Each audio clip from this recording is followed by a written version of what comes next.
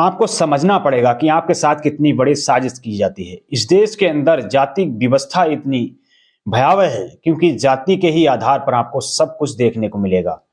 अभी कुछ ही दिन पहले जब सवर्ण समाज सड़कों पर था और मीडिया के लोग किस तरीके से ढपली पीट रहे थे और खबरें चला रहे थे कि किस तरीके से ये बिल आया, किस तरीके से सवर्णों के खिलाफ है और किस तरीके से उनकी खबरें चलती थी, उनके प्रोटेस्ट दिखाए जाते थे कि वो लोग किस तरीके से धरना प्रदर्शन कर रहे हैं। नरेंद्र मोदी की तस्वीरों के ऊपर जूते लोग मार रहे थे, अमित शाह के ऊपर।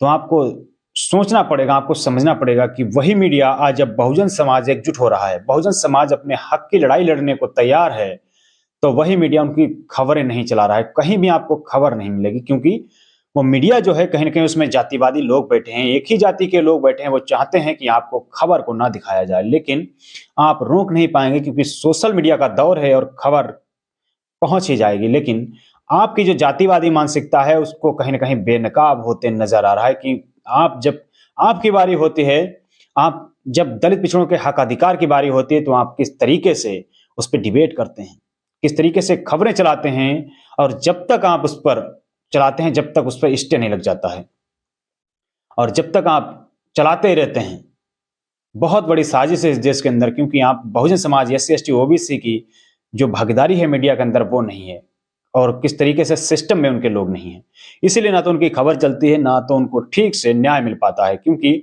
उनके लोग सिस्टम में, उनकी भागीदारी कम है। उनकी भागीदारी जब तक पूर्ण नहीं होगी तब तक उनके साथ न्याय कैसे होगा।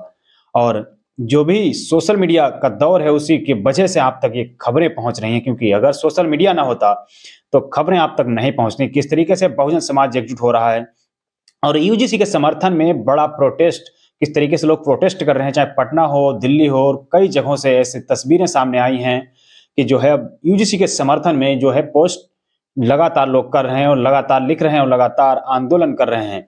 और किस तरीके से जो है सोशल मीडिया पर वायरल खबरें हैं कि किस तरीके से UGC के समर्थन में अब लगातार बहुजन समाज एकजुट हो रहा है और अपने हक अधिकार की बात कर रहा है। वो चाहता है कि UGC जो गाइडलाइंस थी वो जारी हों, क्योंकि उनके साथ भेदभाव होता है।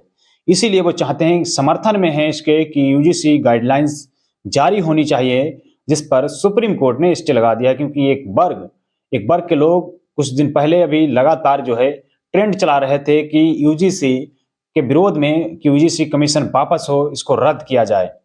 तो अब जो है एक तरफ बहुजन समाज अब लगातार अपनी आवाज को बुलंद करने में लगा है, चाहता है कि UGC का समर्थन चाहता है, UGC के जो गाइडलाइंस आई थी उसको जारी करने के लिए, उसको लागू करने के लिए लगातार जो है जमीन पर प्रोटेस्ट कर रहे हैं और चाहते हैं कि अब जो है UGC जो है लागू हो जाए।